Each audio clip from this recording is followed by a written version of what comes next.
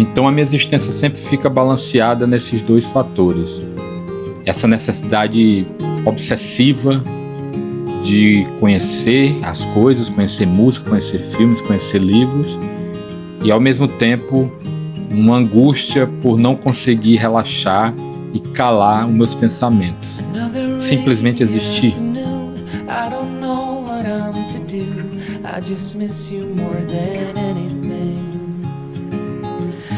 Way too quiet in the house. I'm just wasted on the couch. Guess I don't wanna feel anything.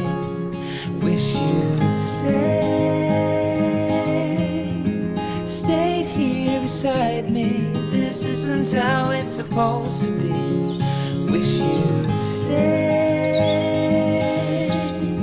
stayed here right with me. I can't change. Hoje a Lorena foi fiscalizar um concurso. Eu só tenho uma missão no dia, que é preparar o almoço. São 6:30 da manhã do domingo. E assim como Macabé, eu gosto de acordar cedo para passar mais tempo sem fazer nada. E hoje eu decidi não fazer nada no domingo. Será o vídeo mais longo do YouTube que vocês vão observar uma pessoa sem fazer nada. Extremamente nada. Vou ficar nesse sofá e não vou nem me mover. Até lá.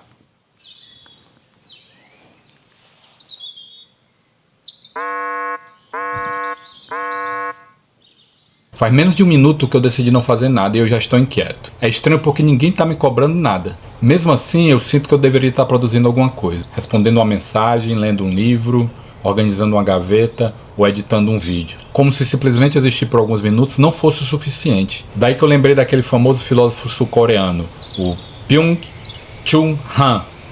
Desculpa aí a pronúncia. No livro A Sociedade do Cansaço, ele defende a ideia que deixamos de ser pressionados apenas pelos outros e que agora somos nós mesmos que nos cobramos o tempo inteiro. A grande estratégia do capitalismo de internalizar um relógio no coração de cada ser humano, enfim, venceu.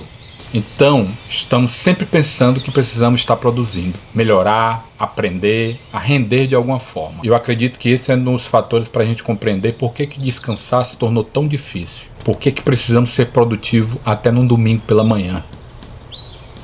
Ok, eu vou preparar um café e ler um livro, mas depois disso eu prometo que eu não vou fazer mais nada.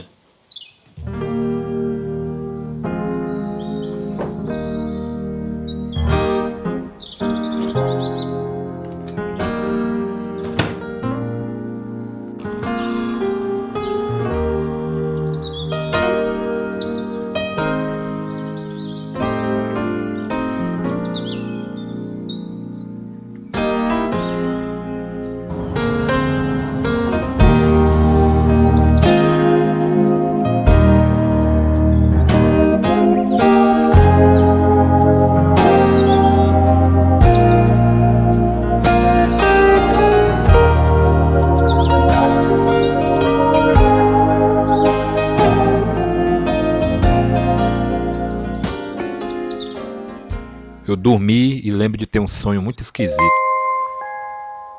Tytten individuellt, var och en på sitt sätt. Och det var ofint emot mina kommentatorer som plötsligt skulle kunna känna sig sårade och ha en känsla av att de har kanske tytt filmen fel. Får jag säga en sak, Berg? Får jag kalla dig Berg? Jag skriver också. Jag gör också film. I ett försök att tysta det där bruset. Depois que eu acordei, eu decidi mudar minha estratégia. Talvez a forma que eu tenha de limpar minha mente seja fazendo alguma coisa mecânica.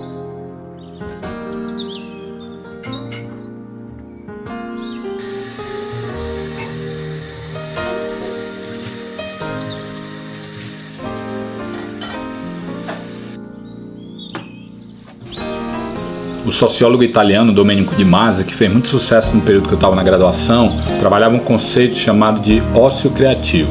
Para ele, os momentos mais felizes da nossa vida não aconteciam quando a gente estava trabalhando ou quando a gente estava completamente parado. Ele surge quando a gente consegue equilibrar trabalho, prazer e reflexão.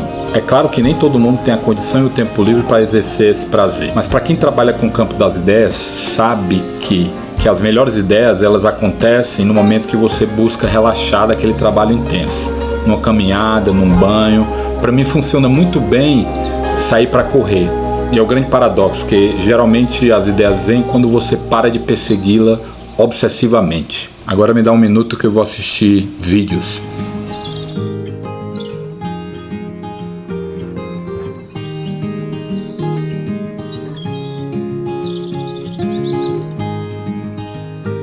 De volta pro sofá, eu decidi assistir alguns canais no YouTube que me trazem relaxamento. Ultimamente eu tenho apreciado muito canais contemplativos que mostram viagens pelo mundo sem fala, só o som de músicas lentas e imagens oníricas e bonitas.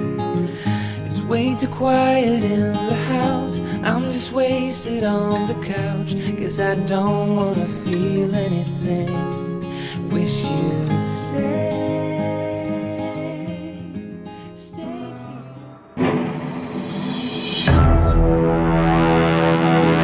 Puta que pariu.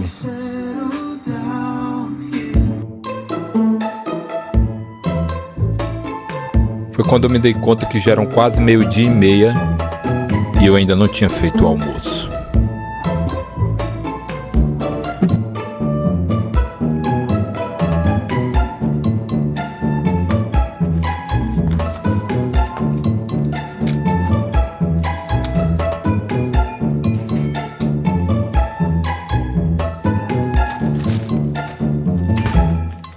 Ufa.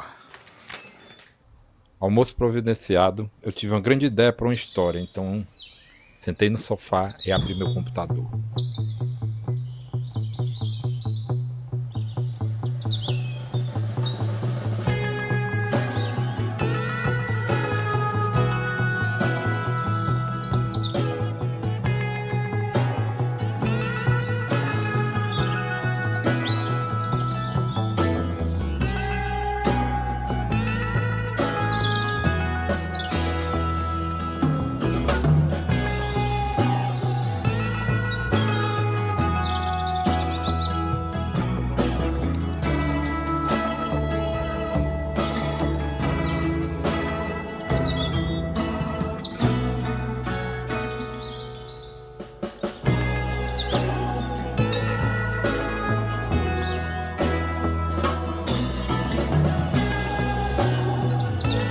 Desde criança eu tenho uma dificuldade em relaxar. Parece que minha vida sempre foi baseada em consumir as coisas. Tinha que estar lendo um livro, tinha que estar vendo um filme, tinha que estar anotando uma ideia. Eu nunca conseguia não fazer nada. Pra você ter uma ideia, quando eu ia pra praia, eu ficava perguntando: o que a gente vai fazer? O que a gente vai fazer? Enquanto as pessoas ficavam lá, deitadas, tomando sol, tomando banho de mar. E pra mim aquilo ali era quase uma tortura. Eu acho que eu desaprendi a relaxar, ou pior, talvez eu nunca soube. Talvez o meu cérebro funcione de uma forma diferente. Talvez seja isso. Ou talvez seja um problema de uma era. Hoje a gente está sempre internado dentro das redes sociais e viciado na dopamina, da curtida, do comentário. E eu sinto que a gente trabalha mesmo quando não está trabalhando. Eu vou falando isso enquanto eu mesmo estou produzindo conteúdo. Então a minha existência sempre fica balanceada nesses dois fatores. Essa necessidade obsessiva de conhecer as coisas, conhecer música, conhecer filmes, conhecer livros, e ao mesmo tempo uma angústia por não conseguir relaxar e calar os meus pensamentos. Simplesmente existir. Eu penso muito sobre isso. Eu penso muito sobre como o meu cérebro funciona. Por que é que eu não consigo parar? Bom, mas dessa vez eu prometo, não vou fazer mais nada.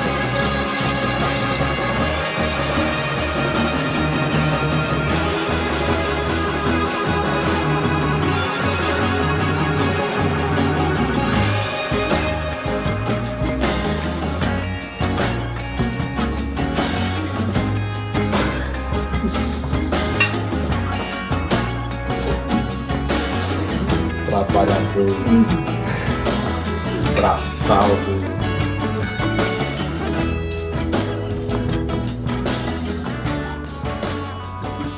Tá bom? Eu ia pedir aquela carne do sol.